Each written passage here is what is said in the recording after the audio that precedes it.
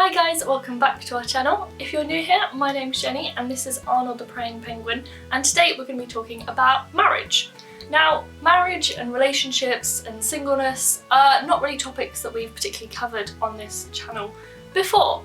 Mostly because I don't really feel qualified to talk about any of them. I didn't really do dating. The idea of dating is literally like my worst nightmare. It terrifies me. I got married at 20, so I don't really have anything particularly interesting to say about singleness. I don't really have much personal experience that's particularly interesting to do with singleness. And with marriage, I've been married for about 3 years now, but there are so many people that have far more experience that I don't really feel qualified to talk about marriage. But what I can talk about is my own experience of marriage. So in today's video, we're just going to have a little chit chat about marriage, about things that I've learnt about marriage in these first 3 years, and a bit about the good, the bad and the ugly of marriage advice that I've received. So pop Arnold up here. I've got hot chocolate because it's cold. So let's just have a chat. But before we get started, I just want to do a little disclaimer for this video. This advice is based on my personal experience. I'm not saying all of this advice is going to work for you. This is just my experience of what has particularly helped me in my marriage. And this advice also isn't for people that are facing much bigger issues in their marriages. Issues such as unfaithfulness, issues such as domestic violence even. My advice in those circumstances is to reach out and get help from other people. In this video, I'm mostly talking to people who are happily married or who are thinking about getting married. So the first thing that I've learnt about marriage dates back to before we even got married, and that is that preparing well for marriage makes such a difference, especially in these early years. And this was definitely really good advice that I received before we got married, was that you should prepare for marriage more than you prepare for a wedding. I think we always look forward to the wedding as kind of like this end date, I guess. But actually the wedding is just the beginning. So actually, how are we preparing for the actual marriage as well as planning our wedding? And for us, this looked like a marriage preparation course that we did with another couple from church who led us through the course and chatted to us about lots of different topics.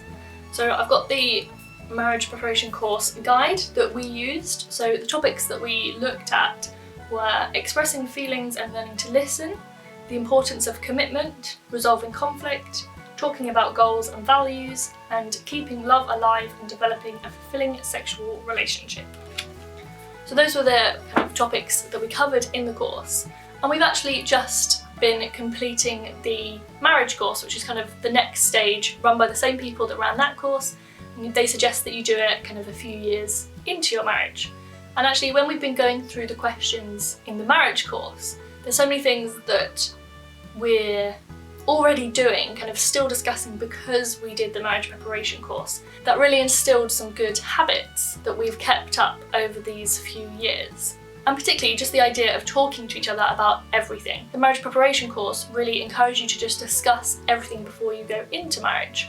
So lots of things to do with your family and how your family impacts your expectations of marriage, how you respond to conflict, those kind of things. And that attitude of just discussing everything and keeping that communication up has really served us really well in these first 3 years of marriage. And I think has helped us avoid a lot of potential arguments.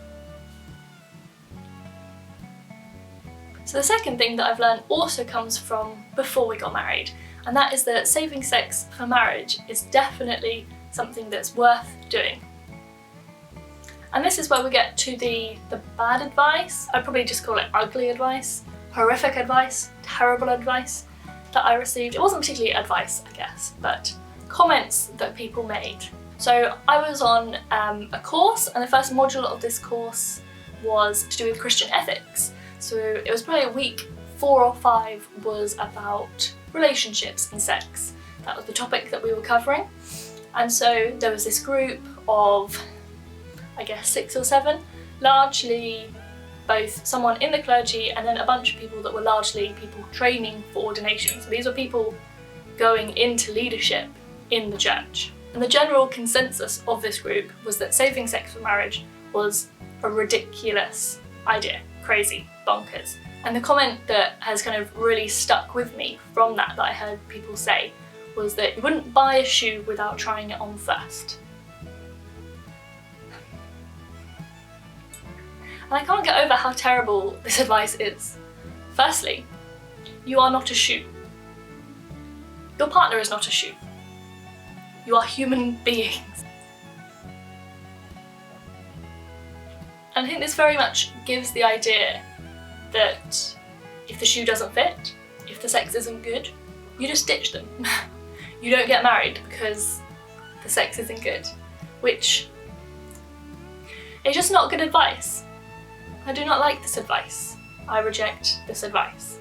But regardless of that advice, I had already decided by that point that I did want to wait until marriage, and that was what I did. And that was a really good decision for a whole number of reasons. Firstly, just because that's what the Bible leads us to do. That is God's design for sex and for marriage. But also, on a more personal basis, I've had a few health problems over the last 3 years that have impacted sex. And the fact that I've been able to work through that and deal with that, and still am dealing with that, within a loving, committed relationship is incredibly helpful for dealing with that and for working through it.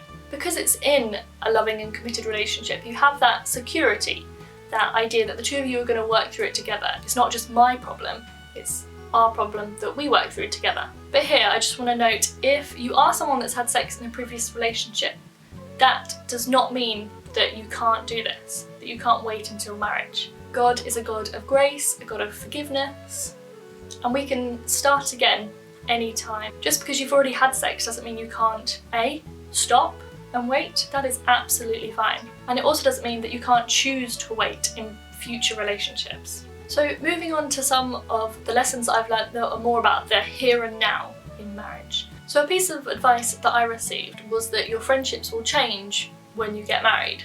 And I think this is good advice to recognise and be aware of. But I do think this does depend on your friendships. For me, some friendships did change and some friendships didn't change. And I think that really depended on the existing relationship that was there, but also the different life stages that people were in. So actually, for some friendships, me getting married pretty much made no difference to our friendship. In fact, I think some of the bigger friendship changes have happened when someone has had babies. That kind of life shift to being responsible for someone else, having that very young child that you're caring for. I think that change has definitely changed my friendships with other people. I haven't had babies, but when other people have had babies, that relationship has kind of altered a lot more than when I got married. But I also think there are a lot of things that you can do to help your friendships during this kind of transition, this change, because it can be weird for some people. So another lesson that I've learned is not to talk negatively about your spouse in public. I can't remember exactly where I first came across this advice. I've had it from a couple of different people now. I know Felicia Masonheimer talks about it on her Instagram, and a couple of other people have definitely talked about this as well. But since trying it and kind of thinking about it a bit more, I've definitely kind of noticed how easy it is to kind of fall into that pattern of joining in kind of the gossip or talking negatively about your spouse. It seems to be expected that you have something negative to say about them and will share it. So I think it's a really good idea to have those people that you can turn to, like a mentor, that you can talk to and be really open and honest about your marriage and the problems that maybe you're facing. But when you're just out in public with friends, I think it's really helpful to not join in that gossip and that conversation and talking negatively about your spouse. Think instead, what positive things can you say about them? And there's a couple of reasons why I think this is a really good habit to get into and really important. Firstly, I think it helps you to focus on the positive aspects of your spouse and remember all the good things that they do, rather than just focusing in on those little things that annoy you. And also I think this models what a good relationship looks like to other people, perhaps people around you that aren't married. If all they ever hear you talk about is all these negative things about your husband, they're not going to go into marriage with a very positive view. They're going to expect all of these problems and no good things because they've never heard you speak about good things.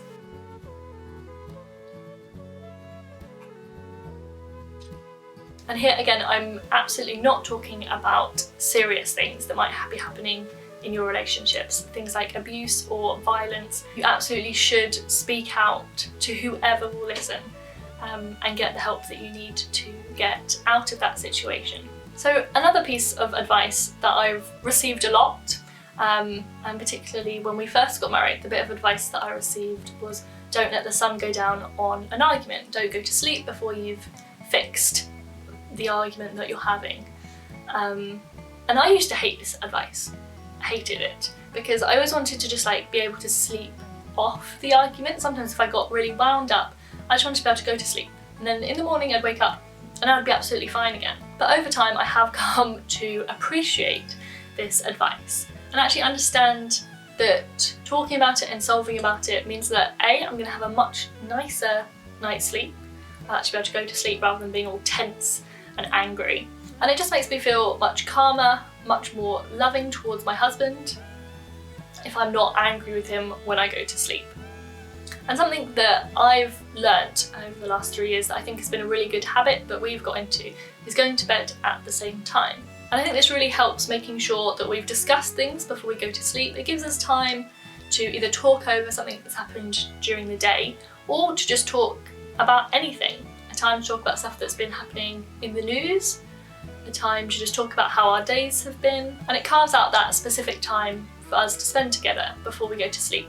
So another thing that I've learned is that love languages are really helpful. So we heard this advice kind of several times kind of in the lead up to getting married, and it was also in the marriage preparation course we talked a bit more about love languages. I think we also talked about them back in youth group. It was something that came up, I can't remember why, but we did the quiz at that point. But I think love languages have really helped me to understand, firstly, kind of what makes me feel loved. What do I need my husband to do to make me feel loved? But also actually think through what can I do to make him feel loved. So for example, my love languages are gifts.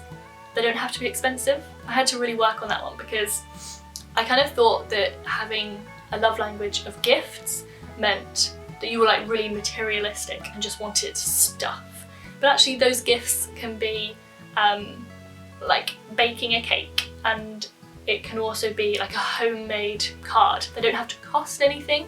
The cost doesn't kind of correlate to how much I feel loved. It's just receiving something, that kind of being given something that someone has put thought into.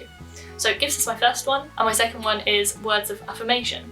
But for my husband, his love language is acts of service.